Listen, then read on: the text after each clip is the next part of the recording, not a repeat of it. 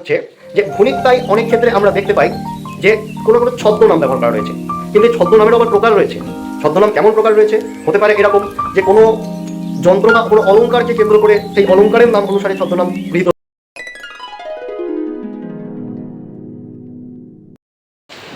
নমস্কার, বাংলা ভাষা ও সাহিত্য ইউটিউব চ্যানেলে আবার একটি নতুন ক্লাস নিয়ে এসে আমি হাজির হয়েছি।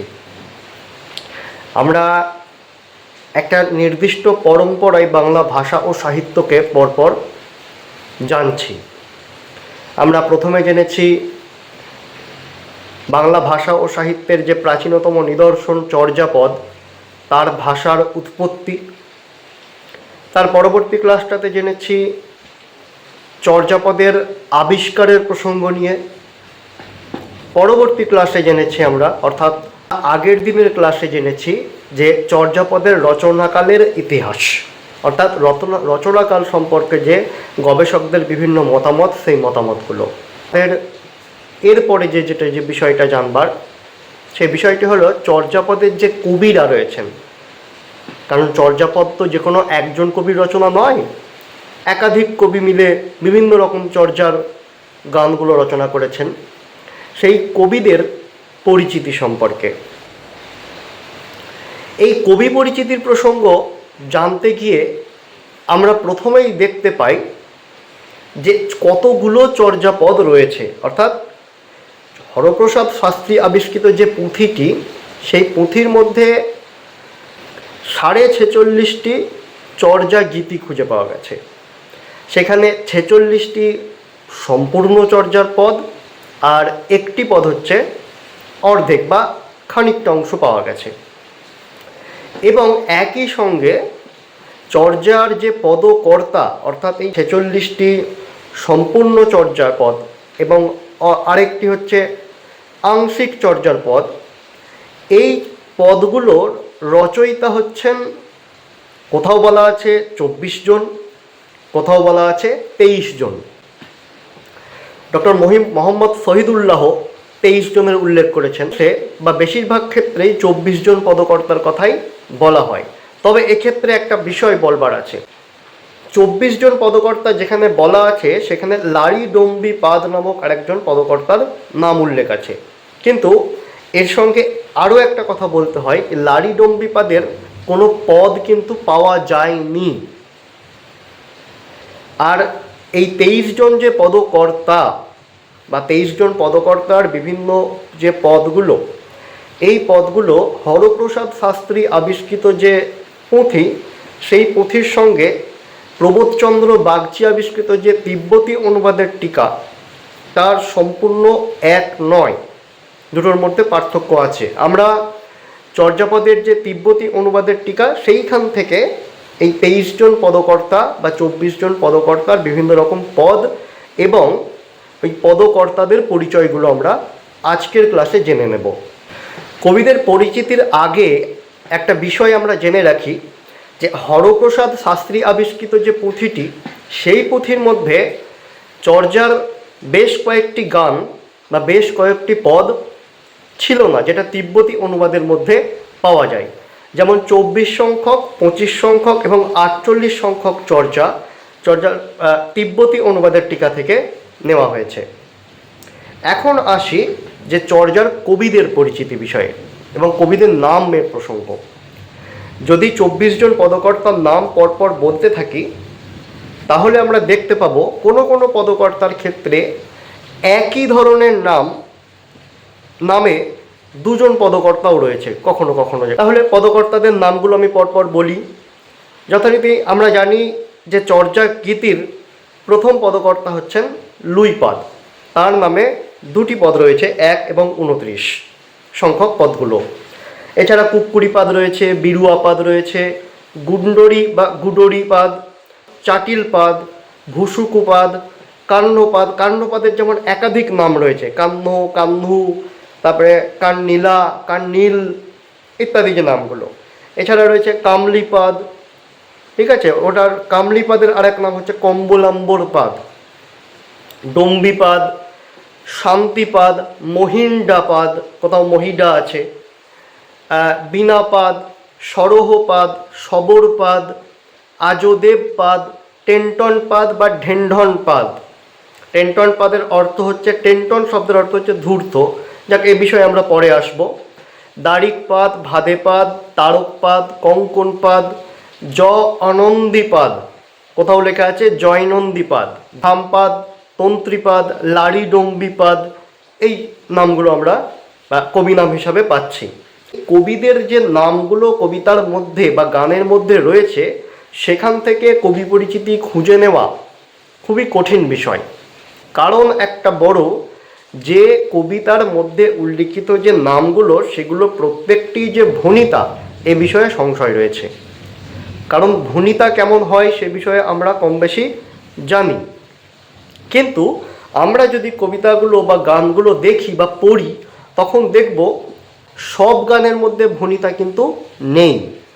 ভণিতা যেগুলোতে নেই সেগুলোতে হয়তো কোনো কোনো ক্ষেত্রে বিশেষ একটা শব্দকে নির্বাচন করে তাকে ভণিতা হিসাবে ধরে নেওয়া হয়েছে বা কবি নাম হিসাবে ধরে নেওয়া হয়েছে। যেমন একটা বিষয় বলি, এক্ষেত্রে আরও একটা বিষয় বলবার, হতে পারে যে এই নাম উল্লেখের ব্যাপারে টিকাকার হয়তো এই যেগুলো ভণিতা নয় অথচ ভণিতা বলে ধরে নিয়েছেন, সেটা হয়তো ভুলও করেছেন, সেটাও হতে পারে। এক্ষেত্রে আমরা দেখি কয়েকটি পদ এবং তাদের পদকর্তার নাম। সেক্ষেত্রে সেই পদগুলোকে বা সেই পদকর্তাগুলোকে ওই পদের প্রকৃত রচয়িতা কিনা সে বিষয়ে সংশয় আমাদের মধ্যেও তৈরি হয় কিনা সেটা আমরা একবার দেখব, এবং বিষয়টা বুঝে নেব এইটাই যে এই যে পদকর্তাদের নাম দেওয়া আছে সেগুলো সঠিক কি না। যেমন একটা বিষয় দেখি আমরা, চর্যাপদের 17 সংখ্যক যে গান, যেটা আমরা বলি বীণাপাদের রচিত, বীণাপাদের রচিত বলে আমরা জেনেছি, কিন্তু চর্যার যে 17 সংখ্যক গানটি রয়েছে সেখানে কোথাও বীণা নামক ভণিতা উল্লেখ করা নেই। কিভাবে আছে? বাজয় আলো সহি হেরু বীণা। তাহলে এই যে লাইনটা, এই লাইনটার মধ্যে বীণাকে ভণিতা হিসাবে ব্যবহার করা কিন্তু হচ্ছে না। তাই এটাকে, এই বীণা শব্দটিকে গীতিকারের নাম হিসাবে গ্রহণ করা খুবই কঠিন। ঠিক এইরকমভাবে আরও বিভিন্ন রকম বিষয় পাওয়া যায়। যেমন চর্যার 28 সংখ্যক এবং 50 সংখ্যক যে গান দুটো সবরপাদের রচিত, সেখানেও কিন্তু সবর যে পদটি বা সবর যে নামটি, সেই নামটি ভণিতা হিসাবে ব্যবহার করা হয়নি। তাহলে একটা জিনিস মোটামুটি বোঝা যাচ্ছে যে চর্যার প্রতিটি গানই কিন্তু ভণিতাযুক্ত নয়।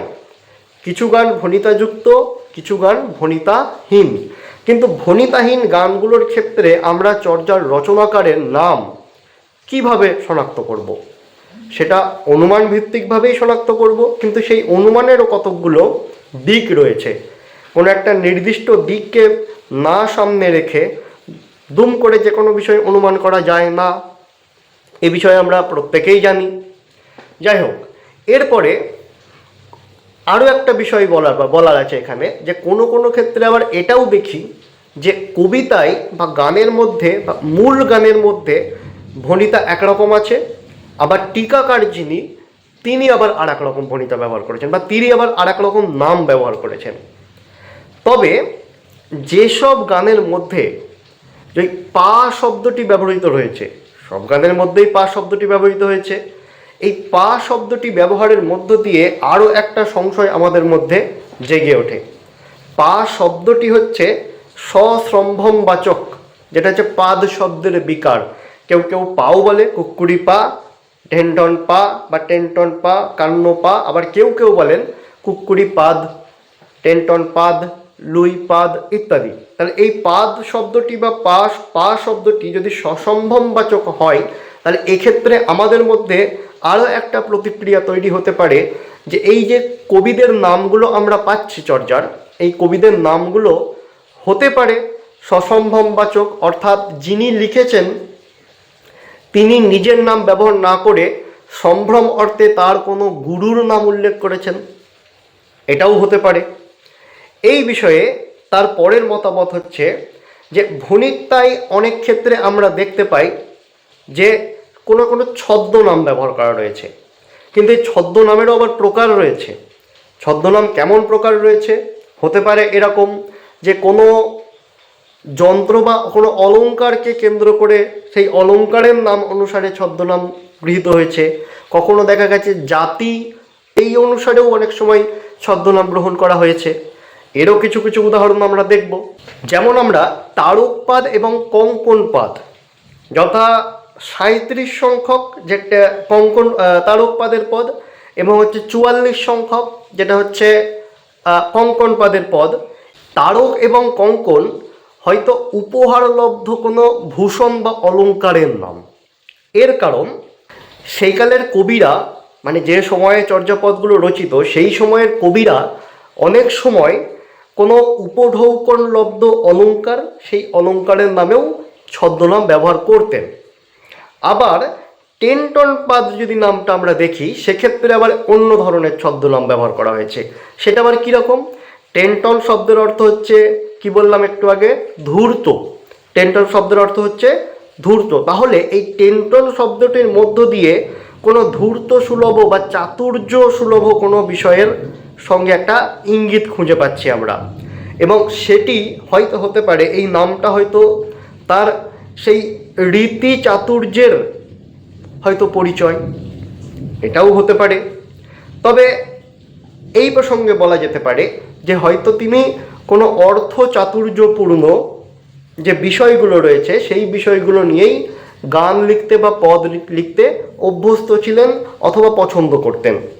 আমরা 14 সংখ্যক এবং 25 সংখ্যক গানের দিকে যদি খেয়াল করি, সেখানে দেখব 14 সংখ্যক যে পদটি এবং 25 সংখ্যক যে পদটি, দুটো পদে ডম্বী এবং তন্ত্রী নামক দুজন পদকর্তার নাম উল্লেখ আছে। সেই দিক থেকেও আমরা বলতে পারি ডম্বী এবং তন্ত্রী দুটি জাতির নাম। ডম্বী অর্থাৎ ডোম বলা হতে পারে, তন্ত্রী কোনো তাঁত বোনার প্রসঙ্গ হতে পারে যে তিনি তাঁতি ছিলেন জাতিতে, ডম্বী হচ্ছে জাতিতে ডোম ছিলেন।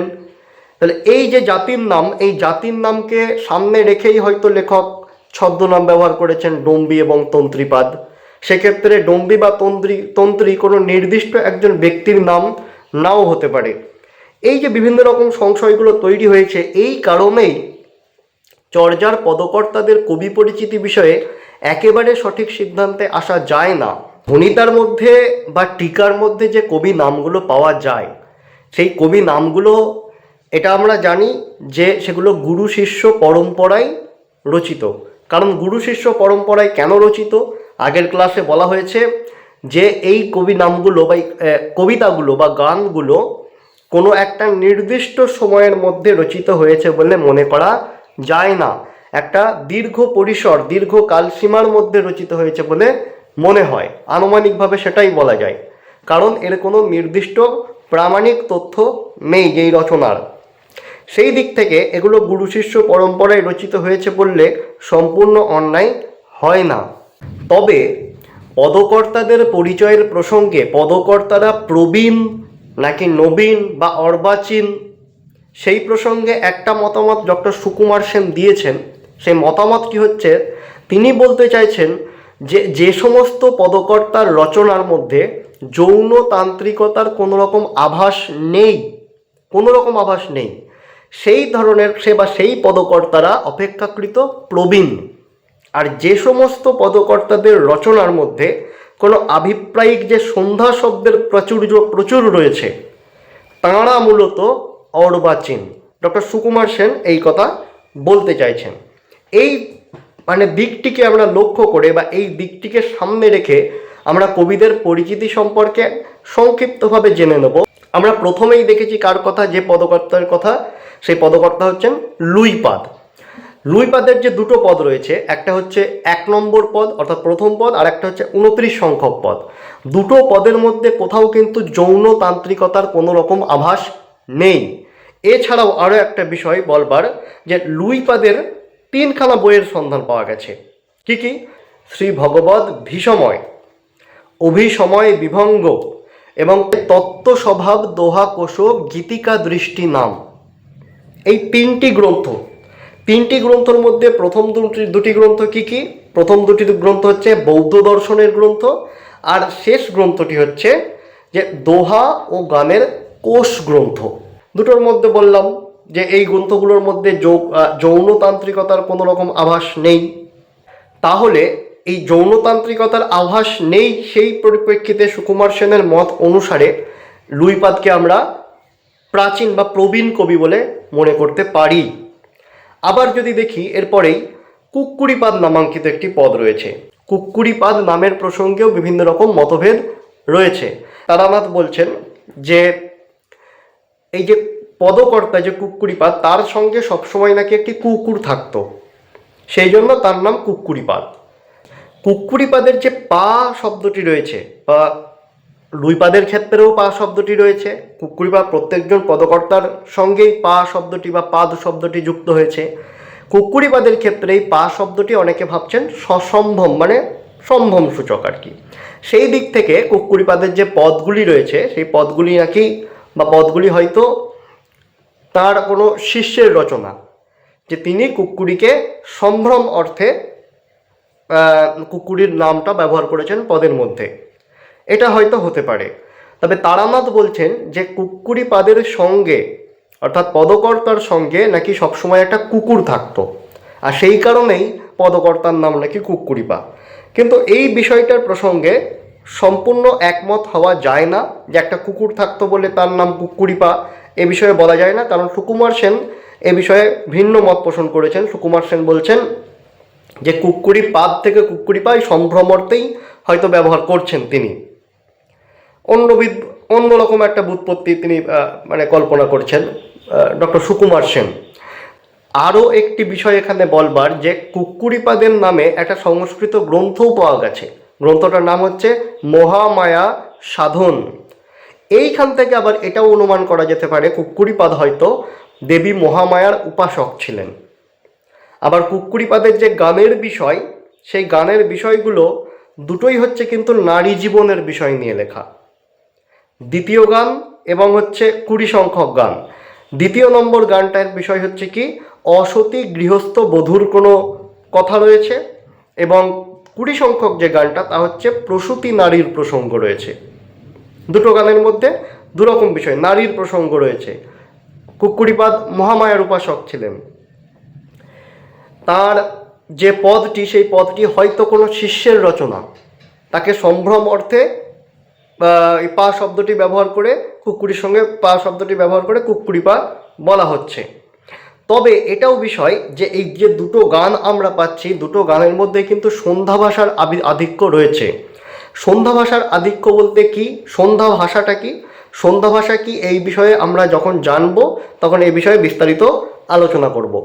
তবে এখন আপাতত সন্ধ্যা ভাষা মানে এটুকু জানবো যে কোনো গূঢ়ার্থ ভাষা, অর্থাৎ ভেতরের কোনো ভাষা, আলো আঁধারি ভাষা, যে ভাষাটাকে সহজভাবে বা সহজে চিনতে পারা বা বুঝতে পারা যায় না বা যাবে না, এটিকে আপাতত আমরা সন্ধ্যা ভাষা বলে জেনে রাখছি, বা এই দিকটিকে বা এই অর্থটিকে সামনে রেখে আমরা সন্ধ্যা ভাষা সম্পর্কে বোঝার চেষ্টা করছি, বা সন্ধ্যা ভাষা বলতে কি বলতে চাওয়া হচ্ছে সেটা বোঝার চেষ্টা করি। বিরুয়ার এখানে কুক্কুরির মতোই পা শব্দ থেকে যে শুধু সম্ভ্রমবাচক একটা বিষয় অনুমান করা যায় বা এরকম কিছু বলা যাবে না। কারণ কি, সেটা তো আছেই, যে পা শব্দ উল্লেখ আছে মানে হয়তো সসম্ভ্রম সূচক একটা বিষয় রয়েছে, হয়তো তার কোনো শিষ্যের রচনা, এই প্রসঙ্গটা তো আছেই। কিন্তু তার সঙ্গে আরও একটা বিষয়, যে এই ভনিতার যে ক্রিয়াপদটা রয়েছে, ভনন্তি বিরুয়া, এই ক্রিয়াপদটি হচ্ছে গৌরব সূচক বহুবচনের। গৌরব সূচক পদটি যেহেতু রয়েছে, বা গৌরব সূচক যে বহুবচন পদটি রয়েছে ভনন্তি বিরুয়া, সেই কারণে এটাও অনুমান করা যেতে পারে যে বিরুয়ার যে পদটি, সেটাও তার কোনো হয়তো শিষ্যের রচনা। তারানাথ আবার বলছেন যে বিরুয়া হচ্ছে কান্দেরই নাকি নামান্তর। কেন নামান্তর বলছেন, এরও একটা কারণ আছে। কারণ কান্নের একটা 18 সংখ্যক গান রয়েছে, মানে 18 নম্বর যে চর্যাটি রয়েছে, সেখানে কান্ন নিজেকে বিরুয়া বলছে, বা কান্নকে বিরুয়া বলা হচ্ছে। কেহ কেহ তোহরে বিরুয়া বলই, এইরকম একটা পদটা রয়েছে। এই যে পদটি রয়েছে, এখান থেকে আরও একটা বিষয় অনুমান করা যেতে পারে, যে হতে পারে যে কান্নের কোনো শিষ্যের রচিত হয়তো এই বিরুয়ার গানটিকে বা গানটি, এটাও হতে পারে। আবার আমরা এটা জেনেছি বা দেখতে পাচ্ছি যে বিরুয়ার মূল বোধ হয়, বিরুয়ার যে মূল সেই বিষয়টা হয়তো বিরূপ বা বিরূপক। তিব্বতী অনুবাদে বিরুয়ার নামে কতকগুলো রচনাও রয়েছে, কর্মচণ্ডালিকা, নামগীতি, আবার আছে দোহাকোষ, সেই সঙ্গে বিরূপ পদ চতুর্শীতি, এই ইত্যাদি গ্রন্থগুলো পাওয়া যায়। তবে এই কামচণ্ডালী বা কর্মচণ্ডালিকা নামক যে নামগীতিগুলো, এগুলোকে আবার এক বা অভিন্নও বলা যেতে পারে। কামচণ্ডালী নামক যে গ্রন্থটা সেটা হচ্ছে কাম্যের রচনা, আর কর্মচণ্ডালী নামক চণ্ডালিকা, যেটা চণ্ডালিকা নামগীতি যে গ্রন্থটা, এটা হচ্ছে বিরুয়ার রচনা। যদি এই দুটো গ্রন্থ এক হয় বা অভিন্ন হয়, গবেষকরা যদিও এই দুটো গ্রন্থকে এক বা অভিন্ন বলেই মনে করছেন, তাহলে কাম্য এবং বিরুয়া দুজনেই একই ব্যক্তি হতে পারেন, অথবা ওই যে বললাম যে বিরুয়ার যে পদটা সেটা হচ্ছে কাম্যের কোনো একজন শিষ্যের রচনা, এই বিষয়টা অনুমান করা যেতে পারে। যাই হোক, আজকের ক্লাসে আমরা কবি যে পরিচিতির প্রসঙ্গটা শুরু করেছি, সেই প্রসঙ্গটা আজকের ক্লাসে আমরা শেষ করছি না। আজকে আমরা তিনজন পদকর্তা অর্থাৎ লুইপাদ, কুক্কুরিপাদ এবং হচ্ছে বিরুয়াপাদের যে কবি পরিচিতি সেটা জানলাম, এবং প্রত্যেক পদকর্তার কতগুলো টোটাল পদ রয়েছে, এবং হচ্ছে যে প্রত্যেক পদকর্তার নাম এবং পদকর্তার কবি পরিচিতির যে প্রসঙ্গটি রয়েছে সেটা কিভাবে কবি পরিচিতিগুলো আসছে সেই বিষয়ে একটা বিস্তারিত ধারণা আমরা জেনেছি। আমরা পরবর্তী ক্লাসে যে কজন পদকর্তাদের কবি পরিচিতি সম্পর্কে যে বিভিন্ন রকম আনুমানিক ধারণাগুলো পাওয়া গেছে, গবেষকরা পেয়েছেন, সেই বিষয়ে বিস্তারিত আলোচনা করব। তাই পরবর্তী ক্লাসটি দেখলে এই যে লুইপাদের নামকরণ কিভাবে, বা কুক্কুরিপাদের নামকরণ কিভাবে, বা বিরুয়াপাদের নামকরণ কিভাবে হচ্ছে, এই বিষয়গুলোর সঙ্গে বা এই বিষয়গুলোর মতো পরবর্তী যে পদকর্তারা রয়েছেন তাদের নামকরণ সম্পর্কেও একটা সঠিক এবং হচ্ছে ভরসাযোগ্য, যেটাকে বলা হয়, সেই রকম একটা ধারণা লাভ করতে পারবো। আশা করছি আপনাদের ক্লাস ভালো লেগেছে। যদি ভালো লাগে অনুরোধ করব চ্যানেলটি সাবস্ক্রাইব করে দেবেন, তার সঙ্গে একটু শেয়ার করতেও ভুলবেন না। ধন্যবাদ।